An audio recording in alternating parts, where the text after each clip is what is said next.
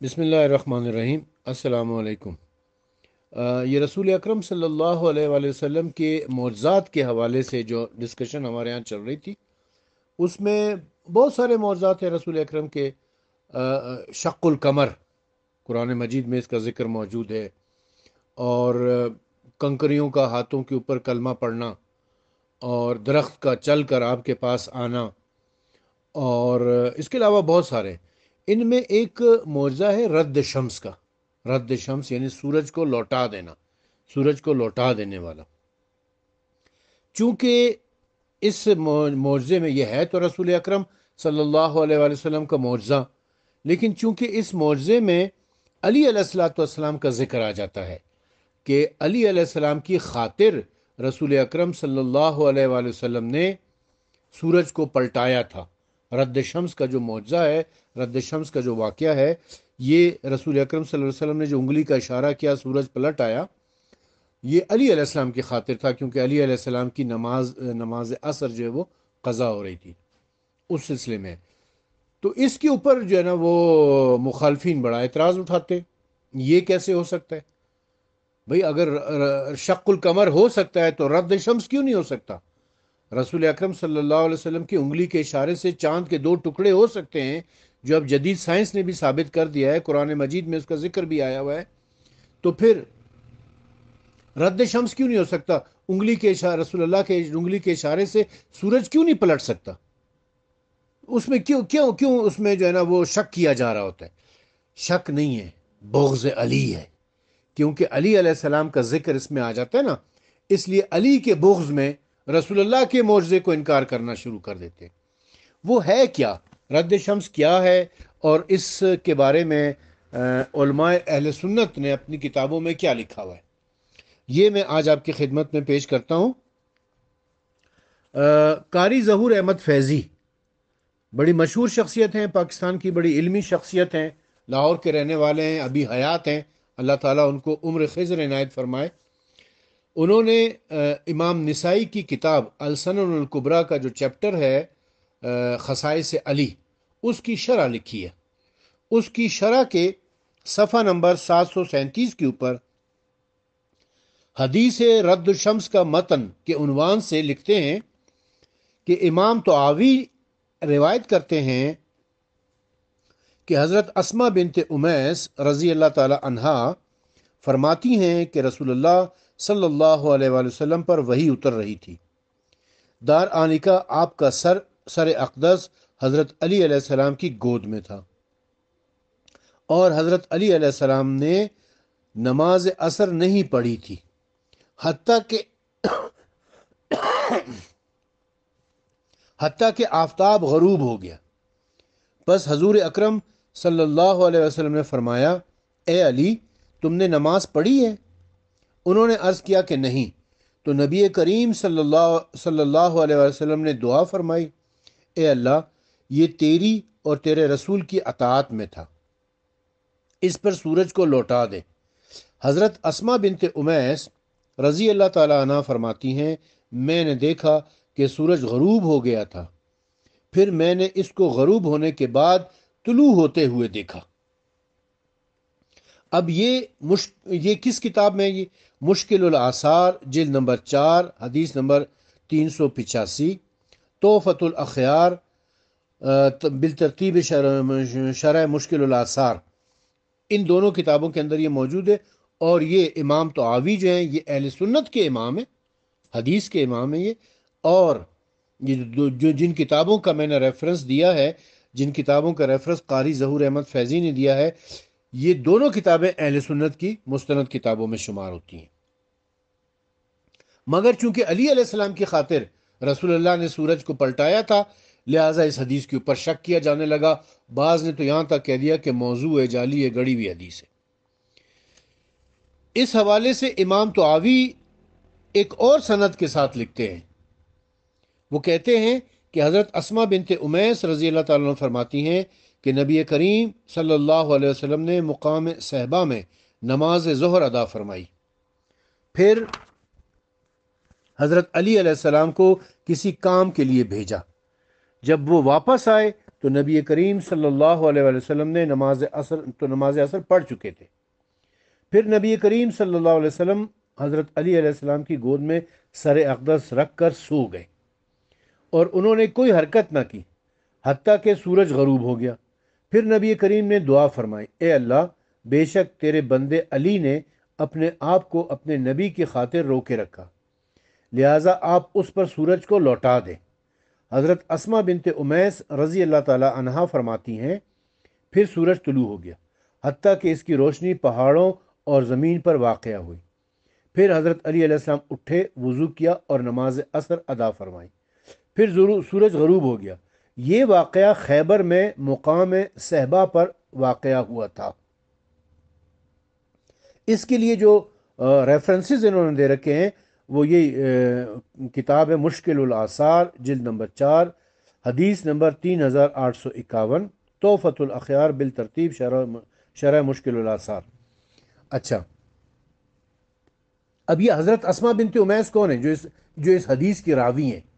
یہ حضرت اسما بنت امیس حضرت ابو بکر کی زوجہ ہیں، حضرت ابو بکر کی زوجہ، جن سے بعد میں پھر علی علیہ السلام نے نکاح کیا تھا۔ حضرت ابو بکر کی وفات کے بعد، عدت کی مدت پوری ہونے کے بعد علی علیہ السلام نے ان سے نکاح کیا تھا۔ لیکن جس وقت یہ حدیث واقعہ ہوئی ہے، یہ واقعہ جب ہوا ہے، یہ واقعہ جب رونما ہوا ہے، اس وقت اسما بنت امیس حضرت ابو بکر کی زوجہ تھی۔ اچھا، قاری ظہور احمد فیضی اس حوالے سے مزید لکھتے ہیں کہ امام طحاوی کے علاوہ یہ حدیث امام طبرانی، امام ابن عساکر، امام سبکی اور امام نور الدین ہیثمی نے بھی ذکر کی ہے۔ اولو العزم محدثین نے اس حدیث کو روایت کر کے اس کی صحت کا قول کیا ہے، جبکہ بعض متشددین نے اس کو موضوع گمان کیا ہے۔ خصوصاً ابن جوزی نے خاصی شدت سے کام لیا ہے، اور بعد میں ابن جوزی کے کچھ ہمنوا بھی پیدا ہو گئے۔ لہٰذا یہاں ہم اس حدیث کی تحقیق پر علماء کرام کی عبارات پیش کر رہے ہیں۔ اس تحقیق میں ہمارا اسلوب یہ ہوگا کہ جن حضرات نے اختصار کو ملحوظ رکھا ہے ہم ان کی آراء پیش کریں گے، اور جن محدثین کرام نے زیادہ تفصیل کے ساتھ لکھا ہے ہم فقط ان کی کتب کی طرف نشاندہی کریں گے، ہاں، اور مکمل عبارت پیش کرنے سے اجتناب کریں گے، اور آخر میں ابن جوزی وغیرہ کے بارے میں محتاط علماء کرام کا فیصلہ پیش کریں گے۔ لکھتے ہیں کہ حافظ ہیثمی کی تحقیق ہے کہ علامہ ہیثمی فرماتے ہیں کہ اس حدیث کو امام طبرانی نے متعدد سندوں کے ساتھ ذکر کیا ہے، اور ان کی ایک سند کے تمام راوی صحیح حدیث کے راوی ہیں، ما سوا ابراہیم بن حسن کے، اور وہ ثقہ ہیں۔ امام ابن حبان نے ان کی توثیق فرمائی۔ اس کا ریفرنس ہے مجمع الزوائد، جلد نمبر 8، صفحہ نمبر 525۔ امام سیوطی نے فرمایا ہے کہ یہ حدیث امام ابن مندہ اور امام ابن شاہین اور امام طبرانی نے ذکر کی ہے، اور اس کی بعض سندیں صحیح حدیث کی شرط پر پوری اترتی ہیں، اور یہ سیوطی کی جو کتاب ہے الخصائص الکبریٰ، جلد 2، صفحہ 137 پر ہے۔ ابن جوزی کی الموضوعات کے تعاقب میں امام سیوطی نے اس حدیث شریف کو موضوع قرار دینے کے تمام دلائل کا جائزہ لیا اور فرمایا کہ ائمہ اور حفاظ کی ایک جماعت نے اس حدیث کی صحت کی تصریح فرمائی ہے، یعنی یہ حدیث صحیح حدیث ہے۔ نیز امام سیوطی اپنی ایک اور تصنیف میں لکھتے ہیں کہ امام احمد ابن حنبل نے فرمایا کہ اس حدیث کی کوئی اصل نہیں ہے۔ میں کہتا ہوں کہ اس حدیث کو امام ابن مندہ اور امام ابن شاہین نے اسما بنت امیس سے روایت کیا ہے، اور امام ابن مردویہ نے حضرت ابو ہریرہ سے روایت کیا ہے، اور یہ دونوں سندیں حسن ہیں۔ امام طحاوی اور قاضی ایاز نے اسے صحیح کہا ہے، اور امام ابن جوزی نے اس حدیث کے موضوع ہونے کا جو دعویٰ کیا ہے یہ اس کی خطا ہے، جیسا کہ ہم نے مختصر الموضوعات اور التعقیبات میں اس بات کی وضاحت کی ہے۔ مزید لکھتے ہیں کہ امام سیوطی نے الحاوی للفتاوی میں بھی اس حدیث کی صحت بیان فرمائی ہے۔ امام مغلطائی نے فرمایا کہ اس حدیث کے راوی ثقہ ہیں۔ امام سخاوی مشہور محدث امام عبد الرحمن سخاوی نے بھی امام طحاوی اور قاضی ایاز الدین کی تحقیق پر اعتماد کیا ہے۔ ملا علی قاری شرح الشفا میں اس حدیث پر مختصر آرا نقل کرنے کے بعد آخر میں فرمایا کہ اس حدیث کی اصل ثابت ہے اور متعدد اسانید کے باعث یہ حدیث حسن ہے۔ ایک اور مقام پر ملا علی قاری نے اس حدیث کے متعلق پہلے امام سیوطی رحمۃ اللہ علیہ کی طرح لکھا اور پھر یہ تبصرہ فرمایا کہ اس حدیث کی نفی کرنے والوں نے حضرت علی علیہ السلام کی وجہ سے نفی کی ہے، اور اس کو ثابت کرنے والوں نے کی نگاہیں نبی کریم صلی اللہ علیہ وسلم کی دعا پر مرکوز تھی۔ دیکھیں، اصل بات یہ تھی جس کا میں نے ذکر کیا کہ یہ بغض علی میں اس حدیث کا انکار کیا جا رہا ہے۔ ملا علی قاری کا یہ تجزیہ برحق اور برموقع ہے۔ یقیناً بعض لوگوں نے اس حدیث کو شیعہ کی مخالفت میں موضوع قرار دیا ہے۔ چنانچہ ابن تیمیہ نے اس حدیث کا رد اپنی کتاب منہاج السنہ میں کیا ہے، جبکہ اس حدیث کو ثابت کرنے والے حضرات نے اسے معجزات مصطفیٰ کے باب میں درج کیا ہے۔ مثلا امام طحاوی لکھتے ہیں کہ احمد بن صالح سے روایت ہے کہ وہ فرمایا کرتے تھے کہ جس شخص کو علم کے ساتھ کوئی واسطہ ہو اسے یہ زیب نہیں دیتا کہ وہ حضرت اسما بنت امیس رضی اللہ تعالی عنہا کی حدیث سے پیچھے رہے، اس لیے کہ یہ حدیث عظیم ترین علامات نبوت سے ہے۔ قاضی ایاز اور دوسرے علماء کرام نے بھی اس طرح لکھا ہے۔ امام قسطلانی نے پہلے ابن جوزی اور ابن تیمیہ وغیرہ کے اقوال نقل کیے اور پھر امام سخاوی کا استدراک نقل فرمایا اور آخر میں امام طبرانی کے حوالے سے مکمل حدیث نقل کر کے فرمایا اس کی سند حسن ہے۔ شاہ عبدالعزیز محدث دہلوی تردید شیعت میں لکھنے والی کی کتاب میں لکھتے ہیں کہ رہی رد شمس والی حدیث یعنی سورج کو لوٹا دینا، اس کی اکثر اہل سنت کے محدثوں نے تصحیح کی ہے، جیسے کہ طحاوی وغیرہ، اور یہ معجزات پیغمبر اکرم صلی اللہ علیہ وآلہ وسلم میں سے ہے۔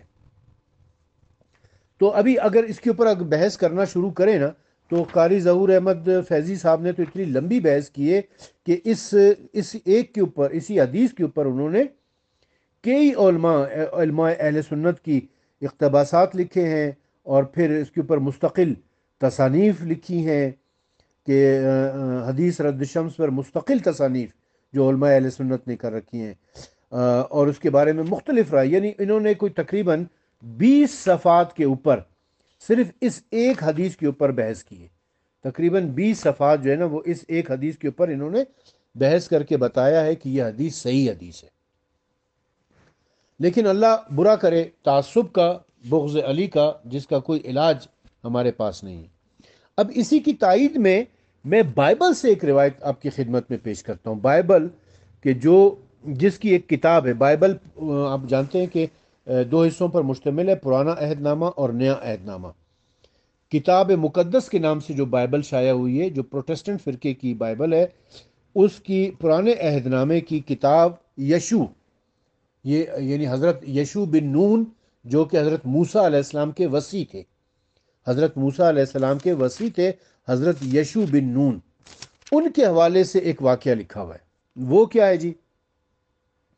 وہ یہ ہے کہ اس میں یشوع کی کتاب یشوع باب نمبر ہے اس کا باب نمبر 10 اور آیت نمبر 12، 13 اور 14، یہ 3 مسلسل آیات ہیں۔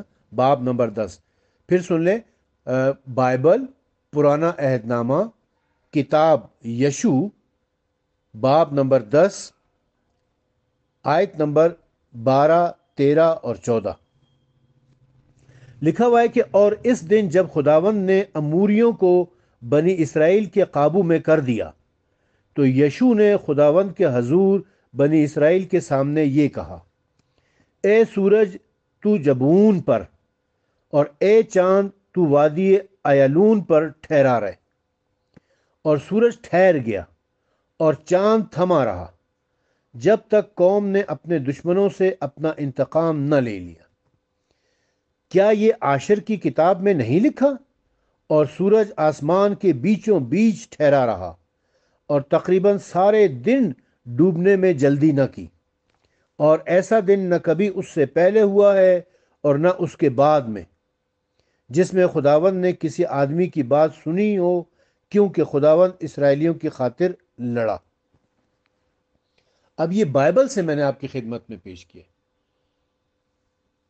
جو لوگ رسول اکرم صلی اللہ علیہ وسلم کے رد شمس کے معجزے کا انکار کر رہے ہیں، اگر ان میں تھوڑی سی بھی شرم ہے تو وہ بائبل میں حضرت موسیٰ علیہ السلام کے وصی یشوع بن نون کا یہ معجزہ دیکھ لیں کہ جب موسیٰ علیہ السلام کے وصی حضرت یشوع بن نون سورج کو ٹھہرا سکتے ہیں، دعا کریں اللہ تعالیٰ سے اور اللہ تعالیٰ سورج کو ٹھہرا دے، جب وہ چاند کو ٹھہرا سکتے ہیں، تو رسول اکرم صلی اللہ علیہ وسلم جو سید المرسلین ہیں، جو اشرف الانبیاء ہیں، جو خاتم النبیین ہیں، جو رحمت للعالمین ہیں، ان کے انگلی کے اشارے سے چاند کے دو ٹکڑے کیوں نہیں ہو سکتے؟